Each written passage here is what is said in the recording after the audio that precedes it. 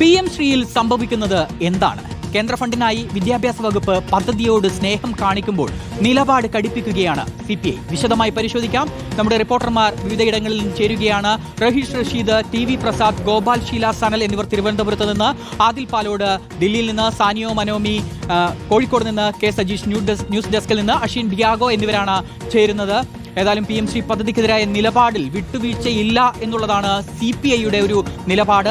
RSSന്റെ തിട്ടൂരത്തിന് ഇടതുപക്ഷ സർക്കാർ വഴങ്ങരുത് എന്ന് ജനയുഗത്തിൽ ലേഖനം വരുന്നു. സംഘപരിവാർ ബുദ്ധിയുടെ ഉൽപ്പന്നമാണ് PM ശ്രീ. പദ്ധതി നടപ്പിലാക്കിയാൽ കേന്ദ്ര പുസ്തകം പഠിപ്പിക്കേണ്ടി വരുമെന്ന ലേഖനം ഓർമ്മപ്പെടുത്തുകയാണ്. തമിഴ്നാട് പദ്ധതി നടപ്പിലാക്കിയില്ല എന്നും സുപ്രീം കോടതിയെ സമീപിക്കുകയാണ് ചെയ്തത് എന്നും CPI ഓർമ്മിപ്പിക്കുന്നുണ്ട്. AYF-ഉം ഇടത് അധ്യാപക സംഘടനകളായ KSTAയും AKSUവും പദ്ധതിക്കെതിരെ എതിർപ്പുമായി രംഗത്തെത്തിയിട്ടുണ്ട്. ആദ്യം റഹീസ് റഷീദിലേക്കാണ് പോകുന്നത്. റഹീസ് റഷീദ്, ഏതായാലും പദ്ധതിയിൽ ഒപ്പിടാം എന്നുള്ളൊരു നിലയിലേക്ക് കാര്യങ്ങൾ എത്തുമ്പോഴാണ് ശക്തമായ എതിർപ്പ് CPIയുടെ ഭാഗത്ത് നിന്ന് ഉണ്ടാകുന്നത്. K രാജന്റെ ഭാഗത്തു നിന്നായാലും ബിനോയ് വിശ്വത്തിന്റെ ഭാഗത്തു നിന്നാലും ഒറ്റവും ഒടുവിൽ ഇപ്പോൾ പാർട്ടി മുഖപത്രത്തിന്റെ RSS തിട്ടൂരത്തിന് ഒപ്പം നിൽക്കരുത് എന്നുള്ള രീതിയിൽ കടുത്ത വിമർശനം. അപ്പോൾ നിലപാടിൽ യാതൊരു വിട്ടുവീഴ്ചയും ഇല്ല എന്നുള്ളത് തന്നെയാണല്ലോ CPIയുടെ ഭാഗത്ത് നിന്ന്. അവിനേഷ CPIയുടെ ഭാഗത്തു നിന്നുള്ള നീക്കം നോക്കിയാൽ ഇതുവരെ സർക്കാരിനെതിരെ ഈ തരത്തിലൊരു നീക്കങ്ങൾ ഇപ്പോൾ ADGPയുടെ കാര്യത്തിലാണെങ്കിലും അല്ലെങ്കിൽ ബ്രൂവറി വിഷയത്തിലൊക്കെ എതിർപ്പ് ഉയർത്തിയെങ്കിൽ പോലും അതിനൊക്കെ അപ്പുറത്തുള്ള എതിർപ്പാണ് ഈ വിഷയത്തിൽ CPI ഉയർത്തുന്നത്. അതിന് പ്രധാനമായും കാരണം ഇന്നലെ CPIയുടെ സംസ്ഥാന സെക്രട്ടറി തന്നെ എതിർ നിലപാട് മാധ്യമങ്ങളോട് പരസ്യമായി പറഞ്ഞു. മന്ത്രിസഭയിലെ CPIയെ നയിക്കുന്ന K രാജൻ എതിർ നിലപാട് പരസ്യമായി പറഞ്ഞു എന്ന് മാത്രമല്ല, അവരുടെ വിദ്യാർത്ഥി സംഘടനയായ AISF, യുവജന സംഘടനയായ AIYF, അധ്യാപക സംഘടനയായ AKSTU അടക്കമുള്ള ഒപ്പം അവരുടെ പത്രമായ ജനയുഗം, അങ്ങനെ അവരുടെ മുഴുവൻ സംവിധാനങ്ങളും ഉപയോഗിച്ച് PM ശ്രീ പദ്ധതിക്കെതിരായ നിലപാട് പ്രത്യക്ഷത്തിൽ എടുക്കുന്നത് ഈ അടുത്ത കാലത്തൊന്നും ഇങ്ങനെ ഒരു സമരമുഖം സർക്കാരിനെതിരെ LDFിനകത്തെ രണ്ടാമത്തെ കക്ഷി എടുക്കുന്നത് നമ്മൾ കണ്ടിട്ടേ ഇല്ല. അതിൻ്റെ ഒരു റിസൾട്ട് അവർക്കുണ്ട് താനും. അതുകൊണ്ടാണ് ഇന്ന് TP രാമകൃഷ്ണൻ പറഞ്ഞത് LDFിൽ ചർച്ച ചെയ്യും എന്നത്. നമ്മൾ മനസ്സിലാക്കുന്നതനുസരിച്ച് തൊട്ടടുത്ത ദിവസം തന്നെ ഈ വിഷയം ചർച്ച ചെയ്യുന്നതിന് വേണ്ടി LDF യോഗം വിളിച്ചു ചേർക്കുകയും ചെയ്യും. ഇതിനകത്ത് CPI പറയുന്ന രണ്ട് പ്രധാനപ്പെട്ട കാര്യങ്ങളാണുള്ളത്. ഒന്ന്, ഈ പണം വാങ്ങിയെടുക്കേണ്ടത് കേന്ദ്ര സർക്കാരിന്റെ മുമ്പിൽ നിലപാടുകൾ പണയം വെച്ചിട്ടല്ല. അങ്ങനെയല്ല തമിഴ്നാട് പണം വാങ്ങിയെടുത്തത്. തമിഴ്നാട് സമാന രീതിയിൽ സംഭവമുണ്ടായപ്പോൾ സുപ്രീം കോടതിയെ സമീപിക്കുകയും സുപ്രീം കോടതി അവരുടെ കേന്ദ്ര ഫണ്ട് തടയരുതെന്നും പണം കൊടുക്കണമെന്നും നിർദ്ദേശം നൽകുകയാണ് ചെയ്തത്.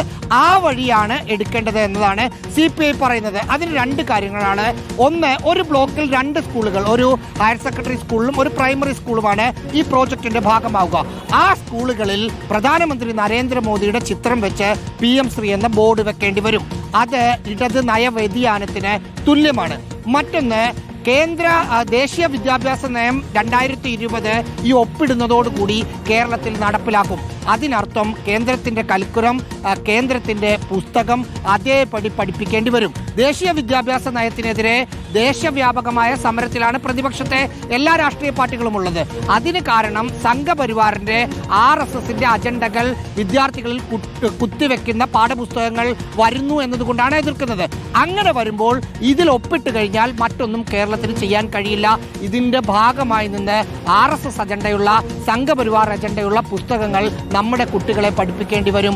അതുകൊണ്ട് ഇത് കുറച്ച് പണത്തിന്റെ കാര്യമല്ല, നയപരമായ കാര്യമാണ്. അതുകൊണ്ട് ഒരു തരത്തിലും അംഗീകരിക്കില്ല. അതായത് ചുരുക്കി പറഞ്ഞാൽ, നിങ്ങൾ ഈ പദ്ധതിയുമായി മുന്നോട്ട് പോവുകയാണെങ്കിൽ, ഇതിൽ ഒപ്പിടുകയാണെങ്കിൽ ഞങ്ങൾ കൂടെ ഉണ്ടാവില്ല എന്നുള്ള രീതിയിൽ തന്നെ കാര്യങ്ങൾ പറയുകയാണ്, തുറന്നു പറയുകയാണ് CPI എന്ന് മനസ്സിലാക്കാം അല്ലേ?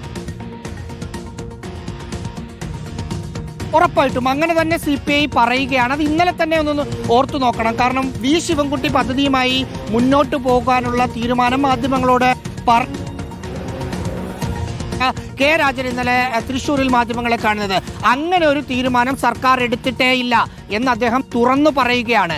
അതുകൊണ്ട് ഇതിനകത്ത് CPI പ്രകോപിപ്പിക്കുന്ന മറ്റൊരു കാര്യം, ഇതൊരു 5 മാസം മുമ്പ് ഒരു മന്ത്രിസഭാ യോഗത്തിൽ ചർച്ചയ്ക്ക് വന്നപ്പോൾ അത് നയപരമായി പാർട്ടിപരമായി തീരുമാനമെടുത്തിട്ട് അല്ലെങ്കിൽ CPIക്ക് അകത്ത് ചർച്ച ചെയ്തിട്ട് തീരുമാനമെടുക്കാം, ഞങ്ങളുടെ തീരുമാനം പറയാമെന്നാണ് കെ രാജൻ അന്ന് പറഞ്ഞത്.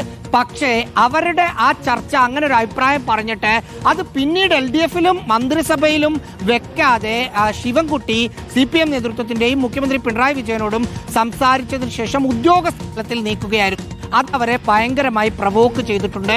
അതുകൊണ്ടാണ് ഒരു തരത്തിലും ഈ പദ്ധതിയുടെ ഭാഗമായി ഞങ്ങൾ ഉണ്ടാവില്ല എന്ന നിലപാട് CPI ആവർത്തിച്ച് പറയുന്നത്. വിനേഷ്, ശരി, റഹീസ് റഷീദാണ് വിവരങ്ങൾ നൽകിയത്. PM-ശ്രീ പദ്ധതിക്കെതിരായ നിലപാടിൽ വിട്ടുവീഴ്ചയില്ല എന്ന് തന്നെയാണ് CPIയുടെ ഒരു നിലപാട്.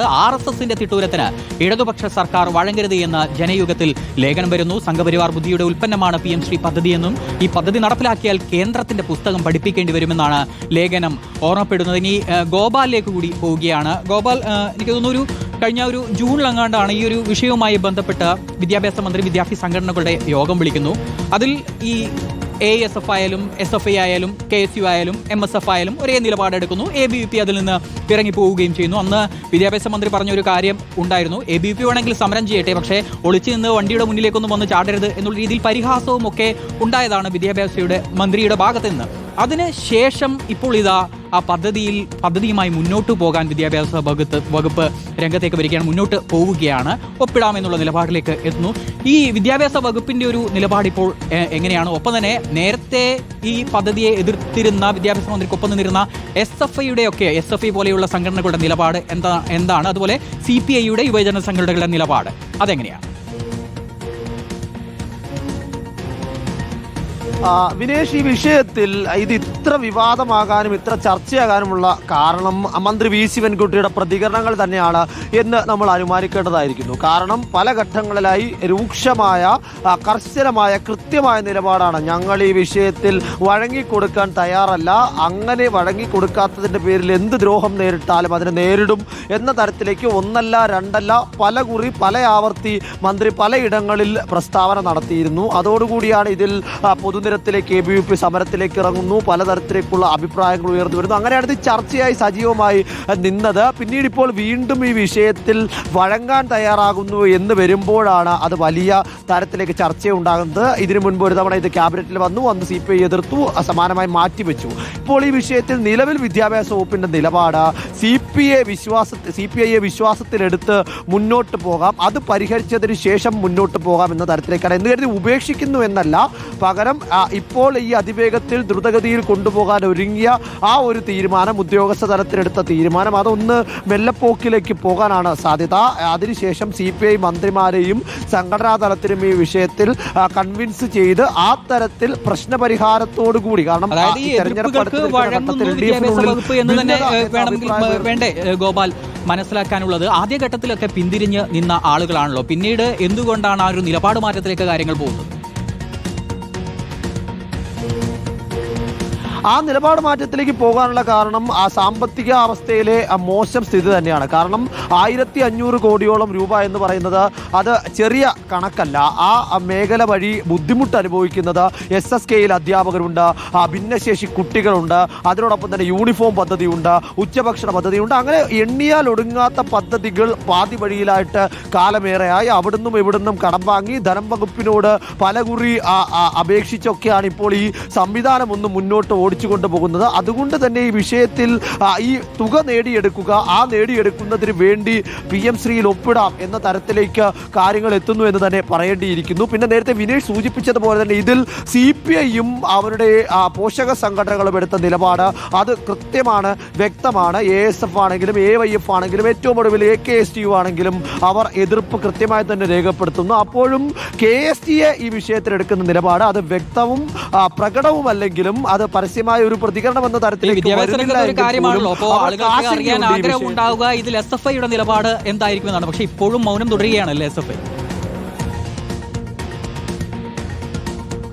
അതെ വിനേഷ്, കാരണം ഇതിനു മുൻപ് ഈ വിഷയം ക്യാബിനറ്റിൽ കൊണ്ടുവരുന്ന ഒരു സമയം, നേരത്തെ വിനേഷ് സൂചിപ്പിച്ചതുപോലെ തന്നെ കഴിഞ്ഞ മെയ് ജൂൺ മാസങ്ങളിലാണ് ഇത് ഒരിക്കൽ ഇതിനു മുമ്പ് ക്യാബിനറ്റിൽ വരുന്നത്. ആ ക്യാബിനറ്റ് സമയത്തും SFIയുടെ പ്രതികരണം വരാൻ അല്പം വൈകിയിരുന്നു, മൗനമുണ്ടായിരുന്നു. പിന്നീട് അവിടെയും ഇവിടെയും തൊടാത്ത രീതിയിലേക്കൊരു പ്രതികരണം വന്നു എന്ന ആരോപണമൊക്കെ അന്ന് ഉയർന്നു വന്നിരുന്നു. കാരണം PMC ഒപ്പുവെക്കുന്നതിൽ പ്രശ്നമില്ല, പക്ഷേ ഈ പ്രശ്നമൊക്കെ പരിഹരിച്ച് NEP ഒന്നും അംഗീകരിക്കാതെ നമ്മുടെ നിലപാടിൽ മാറ്റമില്ലാതെ ഒപ്പുവെക്കാം, അതിന് പിന്തുണ കൊടുക്കുന്ന തരത്തിലേക്കായിരുന്നു അന്നത്തെ SFIയുടെ നിലപാടുണ്ടായിരുന്നത് എന്നാണ് എൻ്റെ ഓർമ്മ.